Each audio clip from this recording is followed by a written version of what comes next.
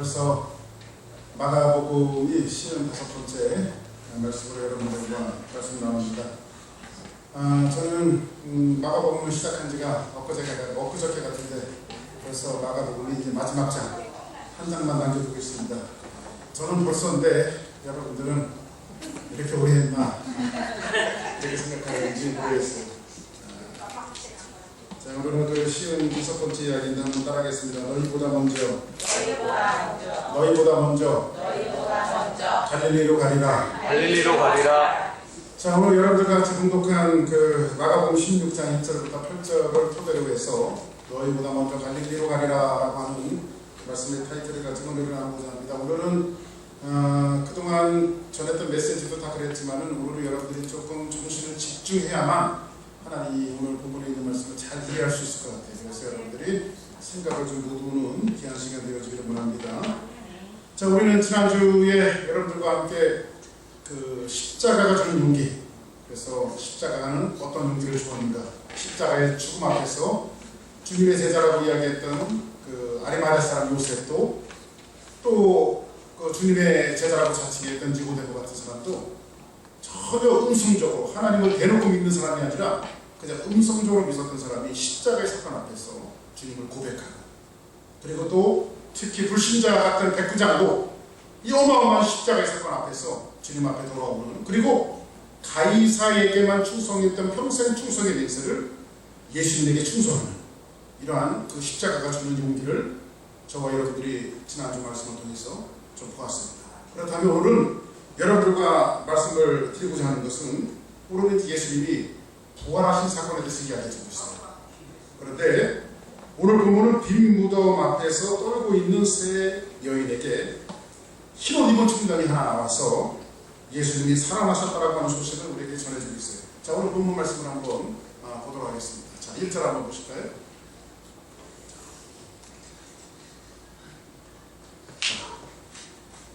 자, 안식일이 지남에 막달라 마리아와 야고보의 어머니 마리아와 또 살로메가 가서 예수께 바르기 위하여 향품을 사다 두었다가, 이것은 우선 예수님이 이제 이미 십자가에서 못 박히셔서 어디에 들어가셨죠? 무덤에 들어가셨단 말이에요. 무덤에. 그래서 여기서 평생 예수님과 함께 했던 아주 근접해 있었던 여인들이 있었는데 그 사람이 누구죠? 막달라 마리아, 야고보의 어머니 마리아, 살로메가 가서 예수님의 신체에 바르기 위한 향품을 사두었다는 얘기예요. 그리고 나서 기절 볼까요? 안식 후 첫날, 그러니까 안식 후 첫날은 언제죠? 안식일은 토요일이면 그 첫날은 언제? 주일이라고 해요. 주일, 그죠? 그래서 우리는 예수님을 이 안식 후 첫날 이렇게 한 것은 우리는 지금 안식일을 지켜요, 주일을 지켜요? 우리는 주일을 지키죠. 왜 우리가 주일을 지키냐면 안식일을 지키지 않고 주일을 지키는 것은 내가 주일날 여러분들의 발걸음 한 걸음을 교회에 옮겨놓고 예수님을 고백하며 찬양한다라고 하는 것은 내가 예수님의 부활을 믿습니다, 이것을 고백하는 거예요. 그래서 주일을 지키는 것은 예수님의 부활을 고백하는 의미예요. 그래서 부활을 믿지 않는 사람은 구원이 없고 믿음이 없어요. 그래서 우리는 안식 후 첫날 예수님이 부활하신 이 부활절을 지키는 겁니다. 그런데 안식 후 첫날 매우 일찍이 해돋는 때에 그 무덤으로 가며 이렇게 말하는데 3절 볼까요? 서로 말하되 누가 우리를 위하여 무덤문에서 돌을 굴려주리요 하더라. 자, 그 당시에 그 무덤은 우리나라처럼 이렇게 시체를 땅에다가 묻고 흙을 뿌리는 그런 무덤이 아니라 동굴 속에 시체를 안장하는 거죠. 동굴 속에. 그러면 거기 동굴이 있는데 4절 한번 같이 볼까요? 4절 시작. 눈을 들어본 즉 돌이 벌써 굴려졌으니 그 돌이 심히 크다. 그래서 이미 여인들이 가보니까는 무덤에 이제 돌이 이미 굴려져 있어요. 굴려져 있고 심히 큰 돌이 있는데, 다시 5절 보겠습니다. 시작. 무덤에 들어가서 흰옷 입은 한 청년이 우편에 앉은 것을 보고 놀라니. 이미 예수님의 시체는 없었고 돌은 굴려져 있고 한 청년이 있었는데 다른 복음서에는 이 청년은 누구라고 말하고 있냐면 천사라고 말하고 있어요. 그런데 이 청년이 뭐라고 이야기하냐면 6절 보겠습니다. 시작. 청년이 이르되 놀라지 말라. 너희가 십자가에 못 박히신 나사렛 예수를 찾는구나. 그가 살아나셨고 여기 계시지 아니하리라.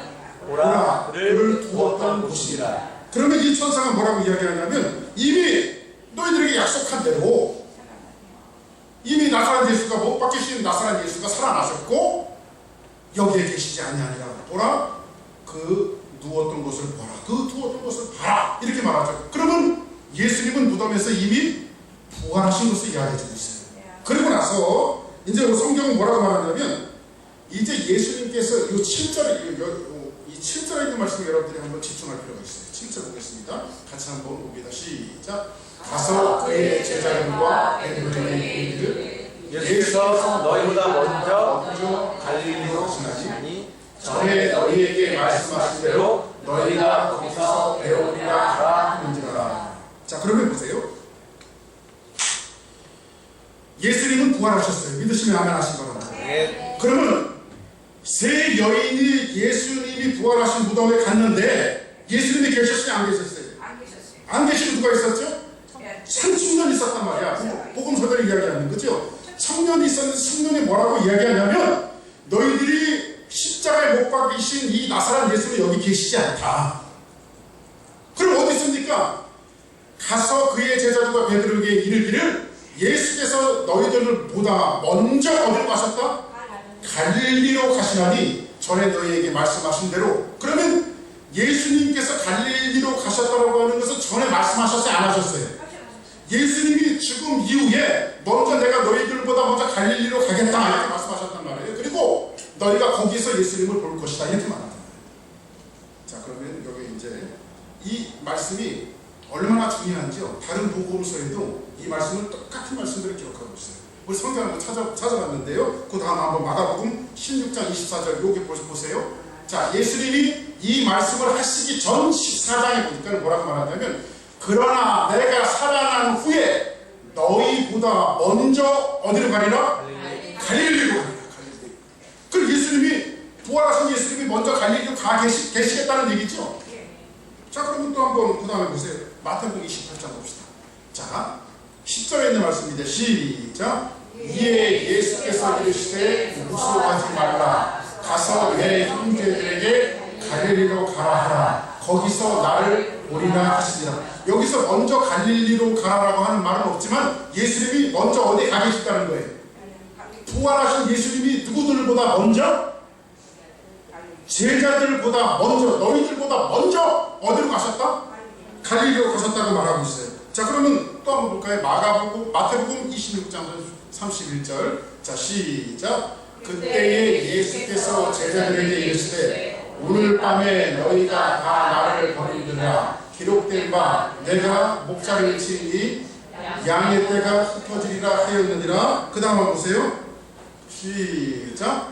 그러나 내가 살아난 후에 너희보다 먼저 갈릴리로 가리라. 그러면 이걸 종합해 보면 무슨 말씀이에요? 예수님이 부활하신 예수님이 누구들보다 먼저? 제자들보다 먼저 어디로 가겠다? 갈릴리로 가겠다. 그럼 한번 질문해 볼게요. 성경에 보면 예수님이 먼저 갈릴리 가서 제자들을 기다렸어요? 갈릴리에 제자들이 먼저 와 있었어요?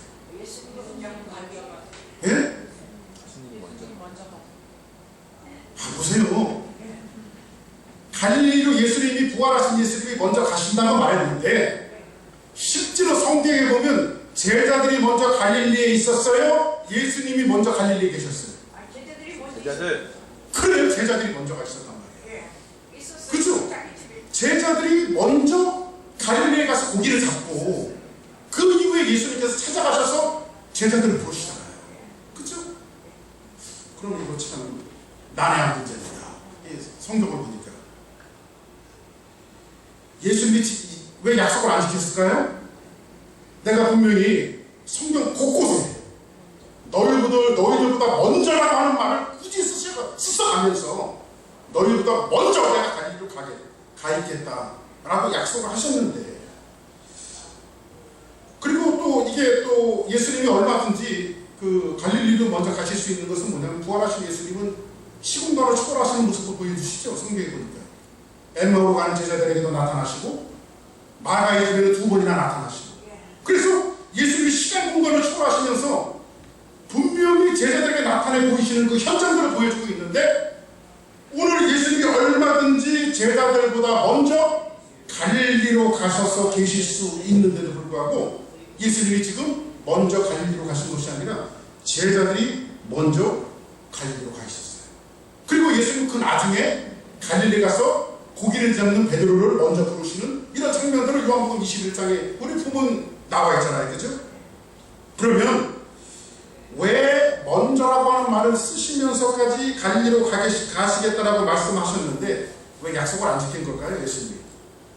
예수님이 뭐 실없이 괜히 그냥 이런 말씀을 하셨을까요? 그러면 성경의 앞뒤가 맞아요? 안 맞아요? 이거 저 앞뒤가 안 맞아요. 성경이. 그럼 그 말씀을 제가 풀어드릴게요. 성경이 앞뒤가 안 맞는 게 아니고요. 이 말씀이 자 그러면 오늘 제목이 뭐죠? 내가 너희들보다 먼저 어디로 가리라? 갈릴리로 가리라.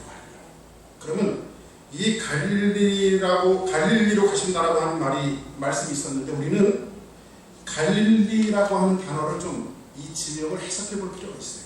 예수님이 먼저 갈릴리로 가겠다라고 말합니다. 그러면 예수님이 자라신 곳이 어디죠? 나사렛이에요.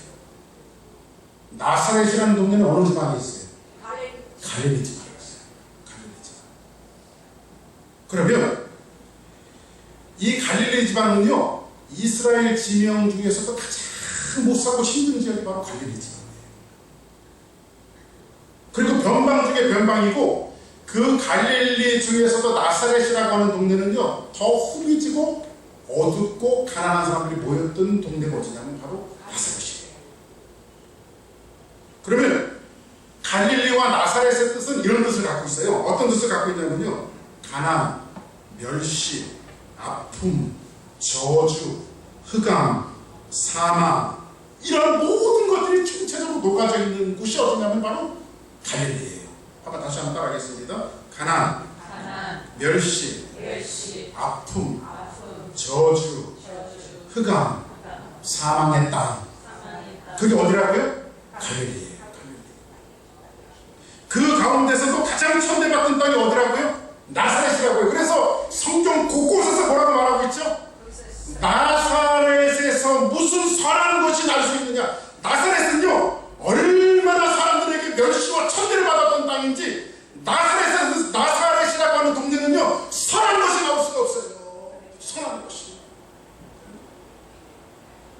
우리나라 서울이 지금은 아름다운 서울이 되어지고 요즘에 뭐 미세먼지 때문에 아름다운 서울이 다시 좀 아름답지 못한 서울로 되어져 가고 있는데 아주 옛날에는요 가장 서울 한복판 속에서는요 가장 사람들이 저주스럽게 얘기하는 곳이 있었어요. 지금은 너무 아름다워졌어요. 거기가. 그게 어디냐면요 바로 청계천이에요. 청계천은요 저도 그 시대에 살고 있었지 않았지만요 청계천은 거지들이 득실득실하면서 모여 있었던 넉마주의자들, 양아치들 이런 사람들이 모여 있던 것이 어디냐면 바로 청계천입니다. 그럼 옛날식으로 이야기하면 청계천 거지들 중에서 무슨 선한 것이 나올 수가 있겠냐 이렇게 생각하면 되는데 예수님이 살으셨던 나사렛이라고 하는 동네에서 전혀 선한 것이 나올 수가 없는 것이 어디냐면 바로 나사렛이에요. 그러면 이렇게 곳곳에서 증언하고 있는 아주 가장 궁생맞은 이 땅에서 누가 자라죠? 예수님이 자라요. 그 땅에서. 그래서 갈릴리의 통칭은 뭐냐면요 저주, 슬픔, 가난 이런 것들이 모든 것이 있는 땅인데 이것을 뭐라고 말하고 있냐면요 자 마태복음 4장 14절 그 다음 넘겨보시면 돼요. 자 같이 한번 읽어봅시다. 시작. 이루려 하시니라. 선지자 이사야를 통해서 하신 말씀이 이루는데 뭐냐면요 보세요. 그 다음 스불론 땅과 납달리 땅과 요단강 저편 해변길과 이방의 갈릴리요. 그럼 갈릴리가 무슨 갈릴리요? 이방의 갈릴리. 자 그러면 여러분들에게 한번 생각할 수 있는 기회를 드립니다. 유대인들에게 이방인은 뭐죠? 바로 저주받은 사람이에요. 그죠? 그러면 유대인들이 갈릴리를 이야기할 때는 뭐라고 이야기하냐면요 강 저편 해변길과 이방의 갈릴리요. 그러면 갈릴리는 히브리 사람과 이스라엘 사람들 유대인들의 머릿속에는 저주받은 땅이에요. 축복의 땅이에요. 저주받은 땅이에요. 갈릴리. 저주받은 땅. 근데 그 땅은 어떤 땅이냐면 보세요. 그 다음 좀 보세요. 흑암이 앉은 백성이에요. 그 땅에 뭐가 있어요? 흑암이 있어요. 흑암에 앉은 백성이 큰 빛을 보았고 또 그 땅에 뭐가 있어요? 사망이 있어요.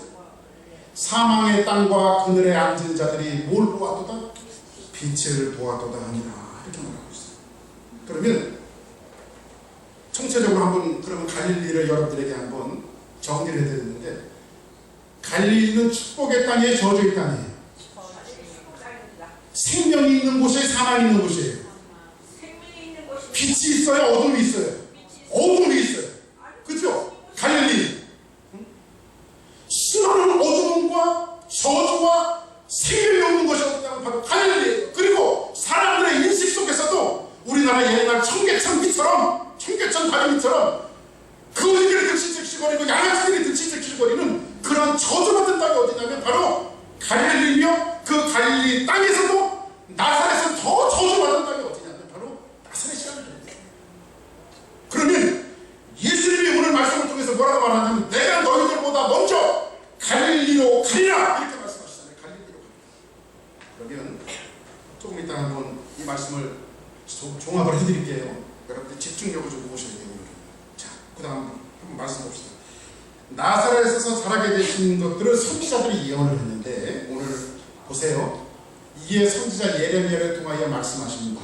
마태복음에 나와 있는 말씀입니다. 구약 성경이 아니고요. 복음서. 자, 라마에서 슬퍼하며 크게 통곡하는 소리가 들리니 나엘이 그 자식을 위하여 애곡하는 것이라. 그가 자식이 없으므로 위로받기를 거절하였도다. 함이 이루어졌느니라. 그 다음 보세요. 그 다음에 헤롯이 죽은 후에 주의 사자가 애굽에서 요셉에게 현몽하여 이르되. 그러면 예수님을 데리고 지금 애굽으로 피했었죠. 낯선 예수님을, 마리아와 요셉이. 그런데 요셉에게 현몽을 와서 뭐라고 말하고 있냐면, 애굽에서 요셉에게 현몽하여 뭐라고 말하냐면, 일어나 아기와 그의 어머니를 데리고 이스라엘 땅으로 가라. 아기의 목숨을 찾던 자들이 죽었느니라. 이제 헤롯이 다 죽었어요. 그래서 예수님을 다시 어디로 가라는 거예요? 이스라엘 땅으로 가라는 거죠. 그리고 나서 뭐라고 말하냐면, 요셉이 일어나 아기와 그 어머니를 데리고 이스라엘 땅으로 돌아가니라. 이렇게 말해요. 그 다음에 그러나 아켈리오가 그의 아버지 헤롯을 이어 유대의 임금됨을 듣고 거기서 가기를 무서워하더니 꿈에 지시하심을 받아 어디로? 갈릴리 지방으로 뭐하기를? 떠나가. 그 다음에 23절 보세요. 같이 있습니다. 시작. 나사렛이라는 동네에 가서 하니 이는 선지자로 하신 말씀에 나사렛 사람이라 칭하리라 하심을 이루려 함이로라. 쉽게 얘기하면 애굽에 피신했던 예수님을 이스라엘 땅에 오게 되어지고, 이스라엘 땅에 오게 되어졌던 예수님이 갈릴리 지방이었던 나사렛으로 갔어요. 그렇죠? 이 말씀이 이해되시면 아멘 하실 거란 거예요. 자, 그러면 나사렛이라는 동네에 가서 사시니, 그러면 예수님을 뭐라고 불러요? 그래서 우리가 나사렛 예수님이라고 부르잖아요. 예수님이 태어난 곳은 베들레헴에서 태어나셨지만은 사신 곳은, 자라나신 곳은 어디예요? 갈릴리 지방 나사렛이라는 동네에서 살으셨다고요. 그리고 이는 선지자로 하신 말씀에 나사렛 사람이라 칭하리라 하심을 이루려 하십니다. 그러면 여기서 보니까는 선지자 이렇게 말하는데 원문에 보니까요 선지자들 이렇게 말해요. 많은 선지자들이 예수님을 어디에 예수님이라고요? 나사렛 사람 예수님이라고 부르게 하기 위해서 칭하리라 하심을 이루려 하신다고 이렇게 성경을 말하고 있어요. 여러 명의 선지자들이 그러면 예수님이 어디 예수님? 나사렛 예수님이라고 부르게 하기 위해서. 그런데 하나 문제가 생겼어요. 많은 선지자들이 예수님을 나사렛 예수님이라고 불러야 되는데 구약 성경에 나사렛 예수님이라고 하는 소리가 나와야 돼, 안 나와야 돼? 예언이 많은 선지자들이 예언했으니까 이사야가 예언했던, 예레미야가 예언했던, 다른 선지자들이 예언했던 나사렛 예수라 칭하리라 하심을 이루려 하신다. 이렇게 이것을 얘기했어야 돼, 안 해야 돼? 그러면 이 얘기는 구약에 나와야 돼, 안 나와야 돼? 조금 졸리세요? 저 크게 얘기했어야 돼. 나와야 돼, 안 나와야 돼? 나와야 되죠. 나와야 되는데 나와야 된다. 안 나와. 구약 성경에 안 나와 이게. 그러니까는 나사렛 사람이라고 하는 예언이 한 번도 구약 성경에는 기록되어 있지 않아요. 그것은요 이렇게 이야기하면 됩니다. 갈릴리 사람 나사렛 예수님이라고 하는 것은 하나의 상징적인 표현이에요. 이해되십니까? 자, 그러면 왜 상징적인 표현이냐면 갈릴리 나사렛이라고 하는 이름의 뜻을 제가 말씀드렸죠. 다시 한번 따라하겠습니다. 가난, 멸시, 아픔, 저주, 흑암, 사망, 어두움, 그늘, 이 모든 것들이 녹아져 있는 것이 어디라고 했어요? 갈릴리라고 했어요. 그렇죠? 그러므로 예수님보다 먼저 예수님이 너희들보다 먼저 갈릴리로 가서 계시겠다라고 하는 이 말씀은 시공간적인 의미를 이야기하는 것이 아니라 상징적인 것을 의미해 주는 거예요. 상징적인 것을. 다시 말씀드려서 이것은 뭐냐면 내가 너희들보다 먼저 갈릴리로 가겠다 이 말씀은 뭐냐면 먼저 십자가에서 그 죽음을 통해서 죽음이 있고 그늘이 있고 사망이 있고 어둠이 있고 이곳에 내가 너희들보다 먼저 그 갈릴리로 가서 계시겠다라고 하는 의미예요. 이 말씀 이해되세요? 무슨 말씀인지 이해되세요? 그러면 예수님이 부활하신 뒤에 갈릴리에 도착하시죠. 제자들이 먼저 있었어요. 그러면 오늘 예수님께서 갈릴리로 가셔서 제일 먼저 누구를 부르시죠? 베드로를 부르세요. 베드로. 그리고 베드로에게 먼저 뭐 하시죠? 부활하신 예수님께서 베드로 제일 처음에 예수님 불러서 뭐부터 하셨어요? 아침 먹이시고 그리고 그에게 회복시켜 주시고 그에게 또 사명을 주시고 아멘? 자, 그러면 다시 한번 종합해 드릴게요. 내가 너희들보다 먼저 갈릴리로 가리라. 사실 제자들이 먼저 와 있었어요. 이 뜻은 시공간적인 의미가 아니라 저주와 사망과 슬픔과 희락이 있는 것, 그늘진 것, 고통과 어려움이 있는 것, 그곳에 예수님이 먼저 가시겠다는 것, 갈릴리로 가시겠다는 것. 그 저주의 땅에 먼저 예수님이 가서 계시겠다는 것. 그리고 그 저주의 땅에서 예수님이 오셔서 하시는 것이 뭐죠? 베드로를 먹이시고 회복시키시고 사명을 주시고 주의 일을 감당케 하시는 이 능력. 이 말씀은 무슨 말씀이냐면 예수님의 십자가의 사건은 그리고 또 예수님의 부활의 사건은 어떤 의미를 쓰고 있냐면 예수님의 십자가의 사건은 바로 갈릴리의 사건이고요. 고통과 어려움의 사건이고요. 그 갈릴리에 예수님이 먼저 죽음으로 내몰릴 것에 대해서 먼저 말씀하고 계신 상징적인 표현이죠. 저는 이거 깨달았을 때 무릎을 쳤는데 여러분들은 별로 이 감이 없나 봐요.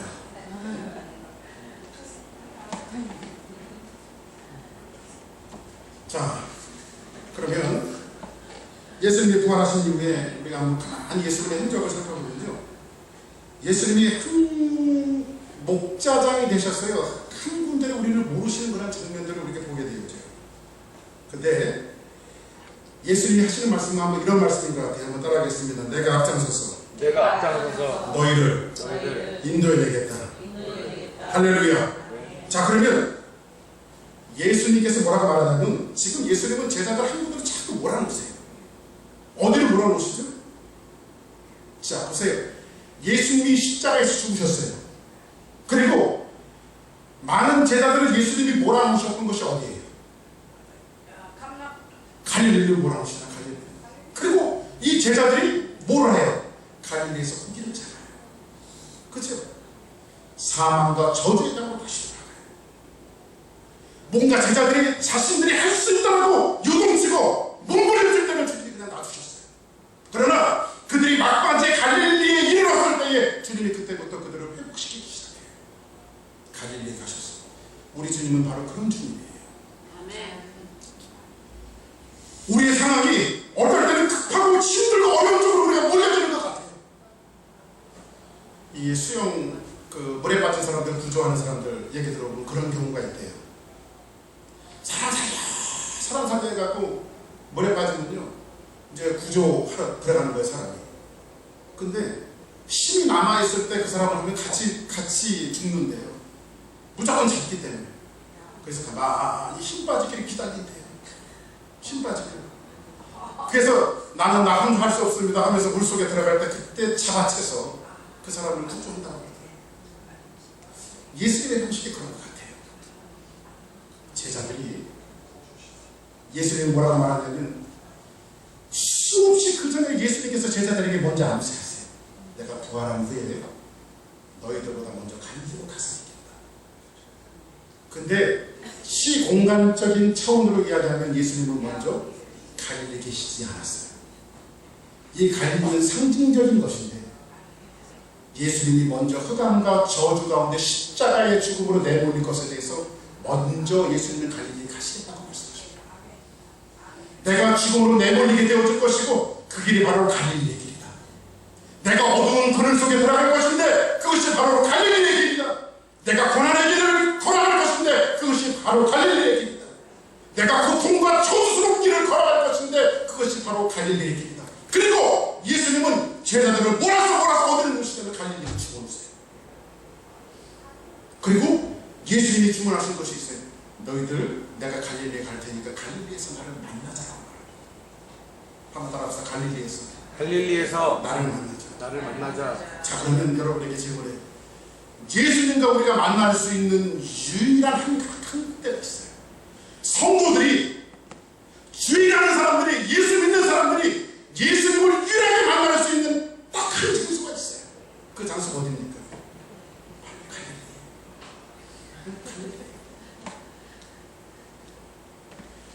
예수님의 제자들이 예수님을 어디서 만났어요? 바로 갈릴리에서 만났어요. 갈릴리는 축복의 땅이에요? 저주의 땅이에요? 저주의 땅이에요. 고난이 있는 땅이에요? 희락이 있는 땅이에요? 고난이 있는 땅이에요.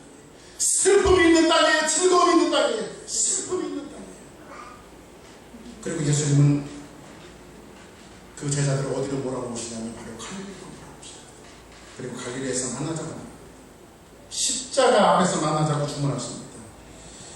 이게 바로 성도의 삶이에요. 우리들의 삶이에요.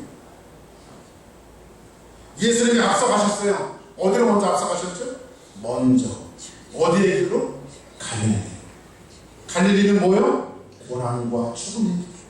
그리고 그 고난과 죽음의 길에서 누구를 만나세요? 나를 만나자. 예수님 말씀하세요. 이게 성도의 삶이에요. 저는 이 말씀을 계획하고 준비하다가요 눈시울이 붉어졌어요. 그래요, 예수님. 돈 많이 벌고 세상에서 잘 나가고 힘 있는 사람 되어주는 것이 보통 사람들의 꿈인데 내가 주님 말씀 깨달았습니다. 주님이 먼저 갈릴리로 걸어가신 그 길을 저도 주님과 만나서 그 길을 걸어가겠습니다. 예수님이 제자들에게 너희들은 나와 함께 갈릴리에서 만나자. 그것은 뭐냐면 너희들이 생각했던, 제자들이 보통 생각했던 것은 뭐예요? 예수님의 나라 임하실 때 하나님 그 나라를 잡혀라는 거였어요. 그죠? 권력과 힘을 갖는 거였어요. 세상에서 잘 되는 거였어요.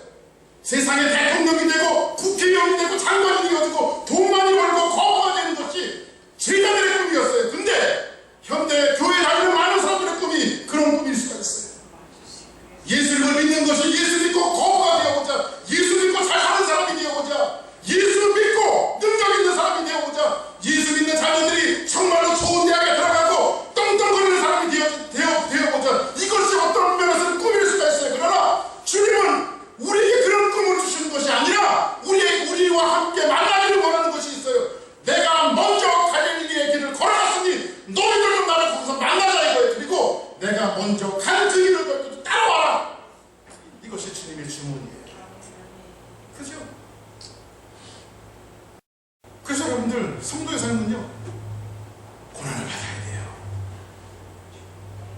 이게 주일날 보면 축복을 받아 이렇게 얘기해주면 얼마나 가슴이 시원하고 좋겠는 말이에요. 주님이 원하시는 길이 바로 그 길이 아니에요. 십자가에서 나를 만나자 성도에서 자꾸 하나님은 그 길로 우리를 몰아가세요. 그죠? 갈릴리의 약속에 담겨져 있는 본래의 의미가 바로 여기 있는 것입니다. 오늘 말씀 이해되시면 아멘 하시기 바랍니다. 자, 그럼 그 다음 요한복음 한번 13장 1절에 말씀 봅시다. 같이 한번 읽어볼까요? 시작. 6월쯤 전에 예수께서 자기가 세상을 떠나 아버지께로 돌아가실 때가 이른 줄 아시고 세상에 있는 자기 사람들을 사랑하시되 끝까지 사랑하시니라. 한번 따라합시다. 끝까지 사랑하시니라. 사랑한다라고 하는 표현은요, 단순히 책임진다라고 하는 의미가 아니에요. 여기는 주님의 가슴 저리는 사랑이 있어요. 사랑하실 때 끝까지 사랑하실 때. 이 말은요, 예수님이 우리의 삶을 통해서 하나님의 역사가 실현되는 그 순간까지 우리를 포기하지 않는다. 아멘. 여러분의 한 사람이 비록 갈릴리의 고난의 길을, 어려움의 길을 걸어간다 할지라도 어둠이 있을 때에 주님은 빛이 되어주실 것이고, 사망이 있을 때 생명이 되어주실 것이고, 능력이 없을 때 능력이 되어주실 것이고, 그냥 우리를 그 어둠과 고난과 슬픔의 길에서 우리를 놔두지 않고 그 갈릴리에서 만나서 함께 걸어주시겠다. 이 의미가 이 말씀 속에 담겨져요. 그래서 우리는 걸어가는 길이 슬프지 않아요. 외롭지 않아요. 왜? 주와 함께 가기 때문에. 할렐루야. 그래서 우리 그런 찬양하잖아요. 주와 같이 길 가는 거 즐거운 일 아닌가. 우리 주님 걸어가신 발자취를 밟겠네. 한 걸음 한 걸음 주 예수와 함께 날마다 우리는 걷겠네. 할렐루야. 다시 한번 말씀드릴게요. 내가 너희들보다 먼저 갈릴리로 가느라.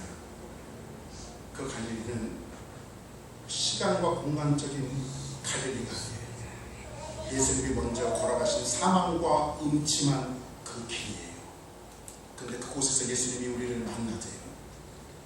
왜 만나죠? 내가 먼저 십자가를 두고 있으니까 너희들도 이 십자가를 두고 같이 걸어가자. 이것이 우리에게 남겨주신 숙제예요. 그래서 예수 믿는 것이요, 때로는 고달프고 힘들 수 있어요. 그러나 우리가 고달프고 힘들지 않을 것은 주님이 우리와 함께 걸어주세요. 어둠 속에서도 우리의 손을 붙들어주시고, 사망 속에서도 우리에게 기쁨이 되어주시고, 그리고 우리가 주저앉을 때 우리의 손을 기꺼이 잡아주시는 분이 누구냐? 바로 우리 예수 그리스도예요. 어떤 사람은요, 저는 그런 사람 많이 봐요. 본격적으로 예수님을 믿고자 아주 노력을 해요. 내가 이제 한번 예수님 한번 참 믿어야 되겠다. 그리고 신앙생활을 정말 충실하게 합니다. 근데 본격적으로 예수님을 믿고 났더니 그동안 그가 움켜쥐고 있었던 모든 것들이 다 날아가 버리는 경우를 많이 봐요. 아니, 예수님 믿으면 잘 하나하나 더 채워줘도, 저도 목회하다 보면요 그런 게 있어요. 아니, 저런 집이 절단하고 예수님 잘 믿으면 하나님이 새록 하나씩 채워주시면 얼마나 좋을까. 그런데 이상하게 더 안 돼. 예수님을 믿었는데 세상적으로 그런 사람들 많이 보거든요. 그럴 때는 이제 목회하는 입장에서도 시험될 때가 있어. 하나님이 어떻게 된 겁니까? 그런데 거기 하나님의 섭리가 있어요.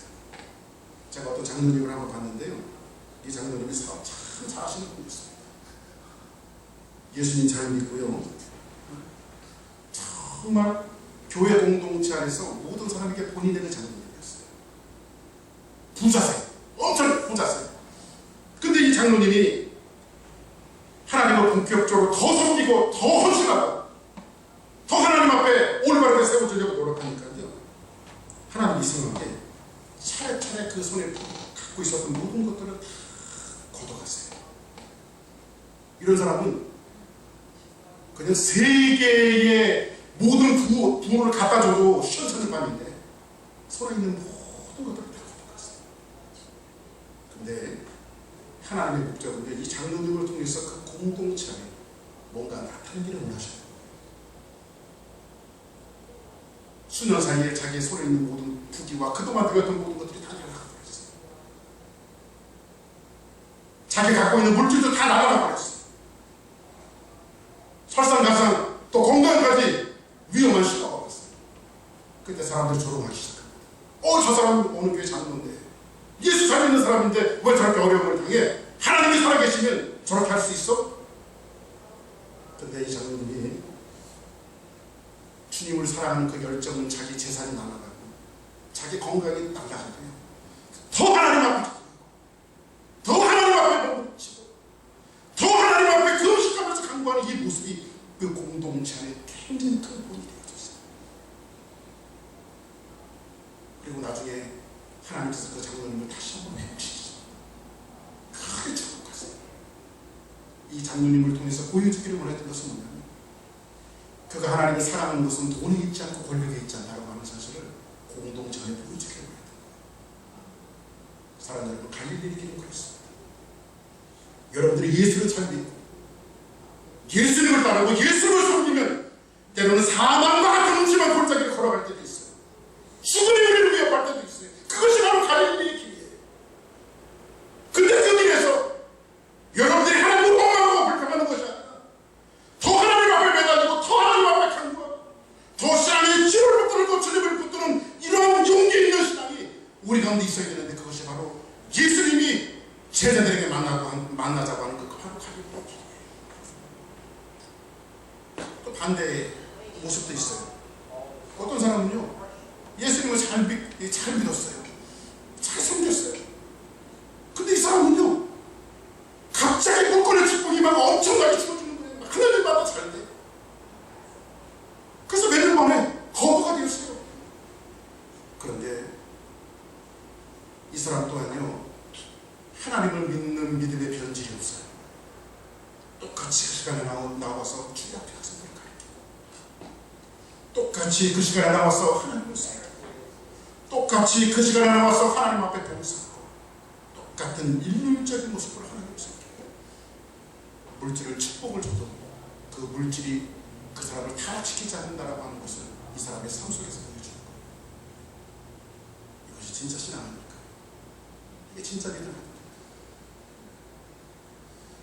가능하면 후자 쪽으로 하나님이 시험하셨으면 좋겠어. 그죠? 전자 쪽보다, 그죠? 네. 내가 힘들고 어려워도, 고난과 어려움이 있어도, 아니 세상말로 대박이 터져도 하나님을 사랑하는 그 열정은 빼앗아갈 수 없다. 주님 앞에 올곧게 세우지만 그걸 누구를 통해서 보여주죠? 욥을 통해서 보여주죠. 욥이 하루아침에 모든 것이 다 날아가. 자녀들까지도 시험을 받고 어려움을 당해도 내 마음속에 있는, 욥 안의 마음속에 있는 주님을 사랑하는 열정을 거두지 못했어요. 할렐루야. 이것이 바로 예수님이 우리를 갈릴리에서 만나자라고 하는 주님인 것입니다. 오늘 말씀을 정리하겠습니다. 나이가 드니까요, 이제 저보다 뭐 연세가 많으신 분들도 계시지만 저도 이제 50을 훌쩍 넘어버렸잖아요.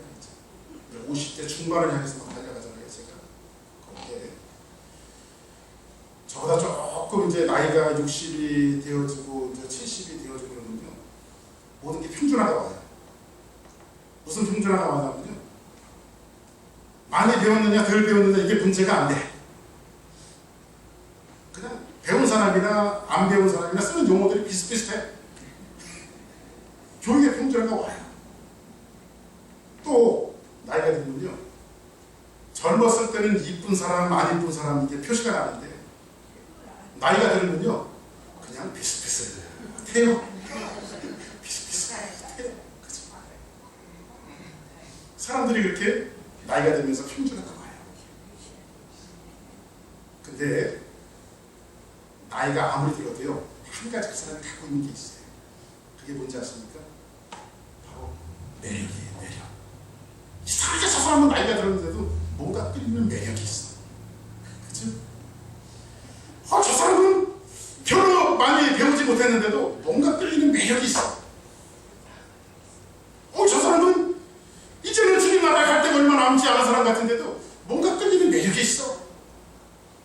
그게 주님 안에 있는 거예요. 그래서 우리의 모습 속에서 주님의 향기가 드러나고, 그렇죠? 주님의 표정이 드러나고 주님의 모습이 드러나고, 이러한 모습을 정말 한결같이 갖고 사는 그 매력이 있는 주사님께 성도들이 됐으면 좋겠어요. 말씀을 다시 한번 정리합니다. 내가 너희들보다 먼저 갈릴리로 가리라. 갈릴리는 기쁨이 아니요 슬픔, 축복이 아니라 저주의 땅입니다. 빛이 아니라 어둠의 땅입니다. 그 갈릴리로 예수님이 먼저 가시겠다는 거예요. 예수님이 장소를 이야기한 것이 아니라 죽음으로 자기 자신이 내몰리는 사건을 이야기합니다. 그 상징적인 표현이 바로 갈릴리예요. 그런데 갈릴리로 내몰리신 그 예수님이 죽음으로 내몰리시고 부활하셔서 제자들에게 뭐라고 말하냐면 그 갈릴리에서 나를 만나자고 말합니다. 우리가 만나는 것은 축복의 땅의 만남이 아니라 슬픔과 어두움과 저주가 있는 그 땅, 그 길을 걸어가게 되는 것이 성도의 삶이에요. 근데 그전에는 나홀로 걸어갔지만 지금은 예수님의 손을 붙들고 걸어가요. 예수님의 손을 붙들고 걸어가는 그 갈릴리에서 여러분이 슬픔이 있든지 축복이 있든지 웃음이 있든지 저주가 있든지 예수님의 손을 붙들고 가는 그 자체가 축복이라고 하는 사실을 찾게다. 여러분이 하나님의 물질을 많이 주시든 물질을 걷어가시든 기쁜 일을 많이 주시든 기쁜 일이 없든 여러분 손으로 붙든 그 예수님의 손을 강력하게 붙들고 십자가에서 승리하고 그 갈릴리의 길을 걸어가는 하나님의 축복자들 모두가 되어주기를 주님의 이름으로 축복합니다.